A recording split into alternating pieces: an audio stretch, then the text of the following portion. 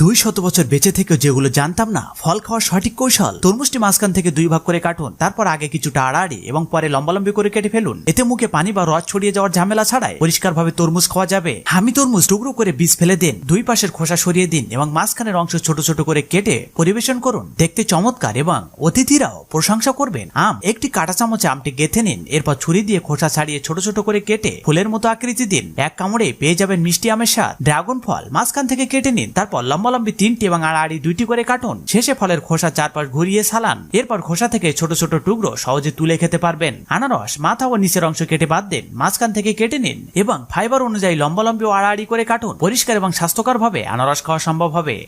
কমলার 2 মাথা কেটে নিন, তারপর একবার লম্বালম্বি ও পরে পাতলা করে কেটে নিন। সহজে হাত নোংরা না করেই খাওয়া যাবে। লিচু, একটি কাঠি বা চপস্টিক দিয়ে লিচুর মাঝখান দিয়ে এক টানে চেপে দিলে বীজ সহজে বের হয়ে আসে, ফলে সম্পূর্ণ ফলটি নিখুঁতভাবে খাওয়া যায়। ডালিম, ওপরের দিকে একটি চতুর্ভুজ আকারে কেটে ঢাকনাটা খুলুন, তারপর শিরার দিকে ছুরি চালিয়ে ভাগ করুন। একটি বড় বাটির ওপর উল্টিয়ে নিয়ে হাত দিয়ে ঠুকালে সব দানা ঝরে পড়বে, বাকিগুলো আলতো করে ঠুকালেই সব বের হয়ে আসবে। জাম্বুরা, ওপরের ও নিচের অংশ একটু করে কেটে ফেলুন, তারপর পাতলা করে খোসা ছাড়ান। মাঝখানে ছোট একটি কাঁটা দিয়ে ভেতরের খণ্ড খুলে ফেলুন। পরিপাটি করে ফলের কোষগুলো আলাদা করা যায়। এখন কিছু লাইক সাবস্ক্রাইব পাওয়া যাবে কি?